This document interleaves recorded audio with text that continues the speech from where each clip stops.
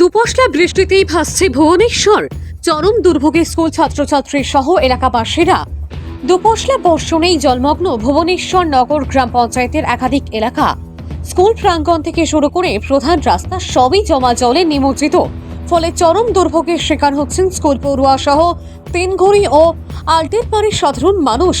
বরখোলা বিধানসভার অন্তর্গত নবগঠিত ভুবনেশ্বর গাঁও পঞ্চায়েত এলাকায় বৃষ্টির জল নামার মতো ন্যূনতম নিকাশি ব্যবস্থার প্রচণ্ড অভাব। এলাকার হাজি রাজামিয়া এমই স্কুল চত্বরে হাঁটু জল। ফলে ছোট ছোট ছাত্রছাত্রীরা প্রতিদিন স্কুলে যেতে পারছে না। বৃষ্টির জল ঢুকে পড়েছে আশেপাশের বাড়ি ঘরেও। জনগণের অভিযোগ, এই এলাকা একসময় ছিল কাঠিগড়া বিধানসভার অন্তর্গত। সে সময় বিধায়ক খলিলউদ্দিন মজুমদারের একবারও খোঁজ পাওয়া যায়নি, এমনটাই দাবি এলাকাবাসীর। ডিলিমিটেশনের পরে এই অঞ্চল বর্তমানে বরখোলা বিধানসভার অন্তর্ভুক্ত। তাই এখন সকলের দৃষ্টি বর্তমান বিধায়ক মিসবাহুল ইসলাম লস্করের দিকে।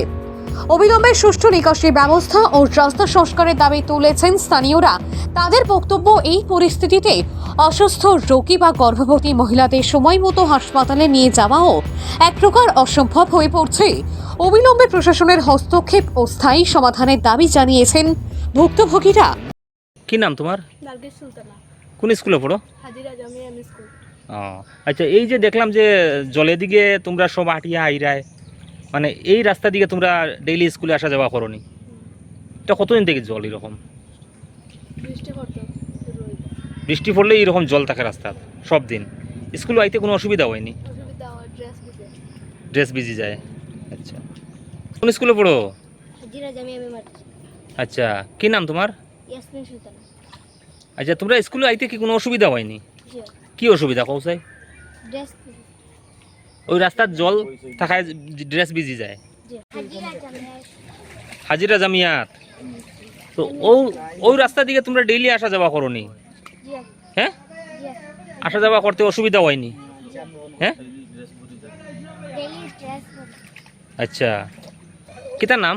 জুনাইদ আহমদ। কোন স্কুলে পড়ো? হাজি রাজামিয়া স্কুল। আচ্ছা, ওই যে জলের দিকে যে তোমরা আও, যে অসুবিধা হয়নি? জি। হ্যাঁ, জি। ডেইলি জল থাকে নি ওরকম? জি, ডেইলি ড্রেস ভিজে যায়। ড্রেস ভিজে যায়নি?